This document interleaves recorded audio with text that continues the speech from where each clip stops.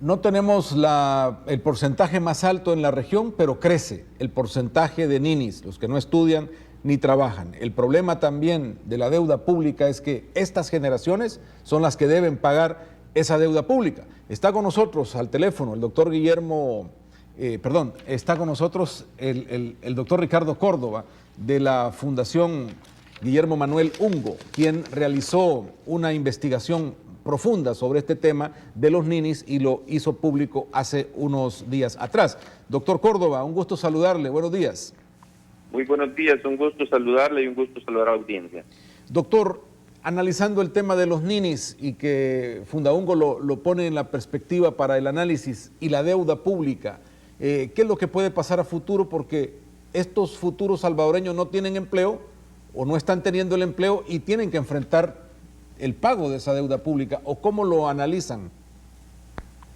Quizás el reto más importante de entender para el país es que estos jóvenes entre 16 y 29 años que no trabajan porque se encuentran desocupados o porque forman parte de la población económicamente inactiva y que no estudian ni asisten a un centro de formación o capacitación, esta es la edad en la que deberían de estar, por un lado, formando sus capacidades en términos de los estudios o haber ya ingresado al mercado laboral.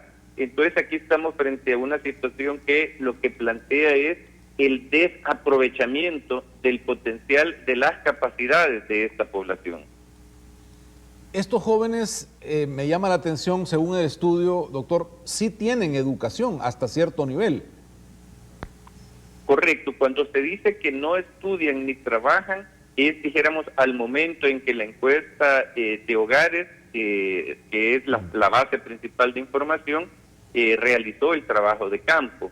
Eso no quiere decir que no hayan tenido ningún nivel de escolaridad. Cuando uno mira los datos, estos jóvenes probablemente han tenido distinto nivel de escolaridad. Por lo tanto, el desafío con este segmento que uno mira es identificar cuáles son las barreras que lo llevaron a salir del sistema educativo y qué es lo que desde la política pública se puede hacer para buscar mantener a estos jóvenes dentro del sistema educativo. Ahora, el tema es para amarrarlo a la deuda pública, lo que usted ha mencionado, doctor, ¿cuánto puede aportar al desarrollo y al logro de educación y empleo de estos jóvenes la inversión pública o las políticas públicas? Pero un país que está altamente endeudado como el nuestro, ¿en qué nivel podríamos decir tiene esa capacidad en este momento? Bueno, aquí hay retos de distinto nivel. Para decir algo, en la medida uno va afinando el análisis, y esa es una de las cosas que se realiza en el estudio, que no es conveniente hablar de este grupo como que fuera una categoría homogénea, sino que en el estudio lo que se encuentra es que al interior de este grupo hay subgrupos o grupos particulares que tienen características específicas. Entonces se identifican básicamente 5 grupos. Quisiera explicar o referirme a uno de ellos, y son 2 subgrupos predominantemente femeninos, en donde no estudian ni trabajan porque se están dedicando a los quehaceres domésticos. Y lo que uno encuentra ahí es que uno de estos grupos sí tiene el mínimo de escolaridad obligatoria, mientras que el otro no. En la medida uno entiende que esa es la razón, entonces los desafíos de política pública tienen que ver con opciones, por ejemplo, de cuidado. Es decir, si queremos que estas jóvenes se incorporen al sistema educativo y algunas de ellas ya tienen un niño, entonces una de las barreras que surge inmediatamente es el cuidado de los niños. Doctor, una última pregunta. Un poco antes el desahogo de esta situación era la migración. Cada vez es más complicado para los salvadoreños salir y encontrar fuera las condiciones para adaptarse o trabajar, y el mercado estadounidense vemos que cada vez es más complicado para esa migración. ¿Qué puede pasar en el corto plazo con toda esta gente que va en aumento, las condiciones de política pública disminuidas por la falta de recursos y ahora también una dificultad para la migración?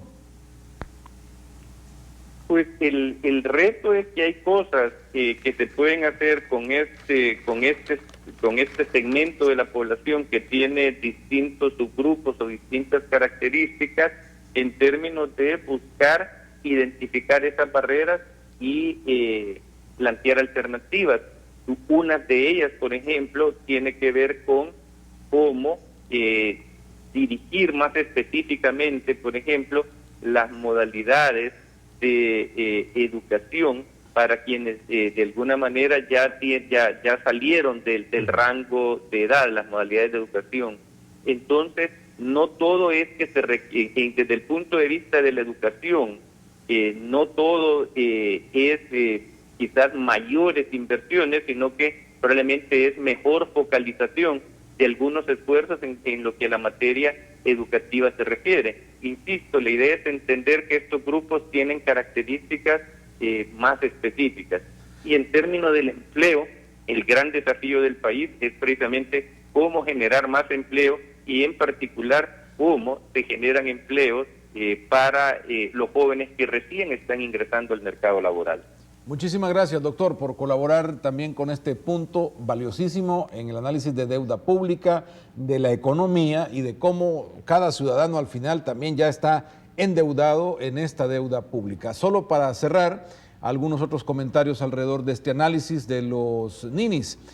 Contrario a lo que se espera, dice, más de la mitad de ninis se concentra en los departamentos más urbanizados. Entre las razones en que los jóvenes alegaron que no están trabajando, sobre todo está porque se dedican, como decía el doctor Córdoba, a las labores domésticas.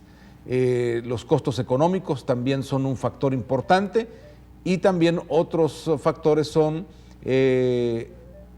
dice acá, las situaciones familiares, los programas educativos para adultos y otras complicaciones que la gente está encontrando para mantenerse en este rubro de no estudio ni trabajo. Pero al final, repito, cómo pagar la deuda pública, que es ahora $2.500 por habitante al finalizar el año 2015 y aumentando para 2016. Un problema que tiene que ver con la generación de empleo, con la capacidad de inversión pública y también con la economía misma que en El Salvador no termina de dinamizarse. Vamos a ir con Marina, luego haremos una pausa y volvemos con sus llamadas y también con sus WhatsApp y apreciaciones sobre áreas o parte de este tema. Marina.